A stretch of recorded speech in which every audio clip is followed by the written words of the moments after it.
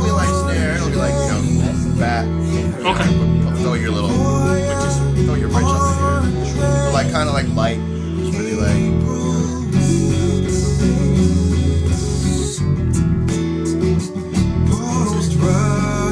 Okay.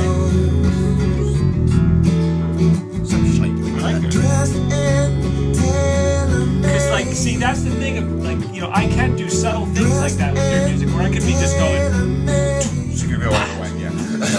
and it would still kind of work because there's that intensity, you know. So keep that in mind for the choruses. Right. The other thing I could do is play the same thing, but you guys could like process it, you know, give it like that transistor radio effect. Yeah, that'd be cool. So you suck it back, and the drums keep that'd going. Be awesome. That'd be cool. That way, if you have later it, on, you could always, if you don't want it, you could always mute it out later. But it might be easier to have it. It would be a good production tip. Maybe we'll do that after. But Yeah. I like that. I really like that. Okay. Okay. So I'll just keep playing through that, and then I kind of like hitting that ending just like out of nowhere, as opposed to doing a fill. I know you kind of mimic the fill. Long as it goes. Long as you like hit it. Yeah. Okay. Like this back mic. This back mic is one of my little secret weapon things. 57, really? Yeah. But it's behind him, right behind his head. And I can press the living shit out of it. So it's like when you want to just get a little bit of that, like, in the middle of the song or something, you can just do that. And then I took the fire room and I used that for the snare. But I changed obviously I changed the mic. That's a 57, man. Cool. On that second snare, that sounds fly. Wow, really? That snare like sounds what we were saying earlier. No compression, no nothing. It's going through an API and it's going straight into Pro Tools. Bypass, you know what I mean? Nice.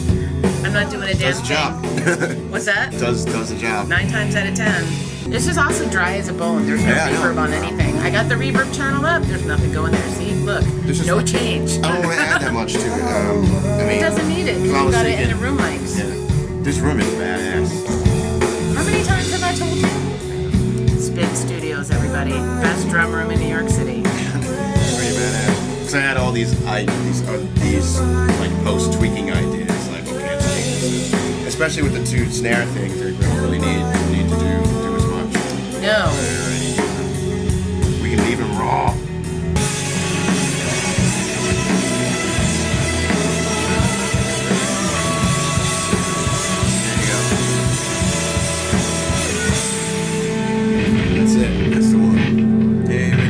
So how do you think the session went?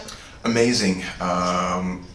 It's just, it's super easy working with Rich because he listens to a piece of music and he understands it maybe faster than some people, and it's like the perfect amount of just laid back, just real tasteful, and then in the end, just really more aggressive, and just he's an incredible player. I've never recorded here before, and I'm floored with the room sound for the drums, and I've heard recordings here, and I'm a big Lamb of God fan, so I've always loved those records, but listening to this room here is just incredible, and it was great. Rich did this thing with 2 different snares, and one for the verse, one for I guess basically in the chorus, maybe the outro song, I believe, and it's perfect because I kind of wanted something different, to do something different like post-production and kind of have like a more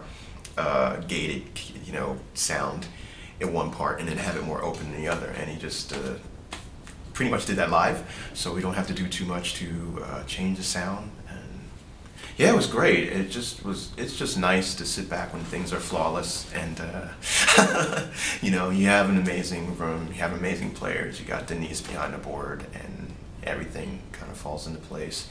It's good. If you're on a budget and you have people like that, it's definitely a definite plus. So.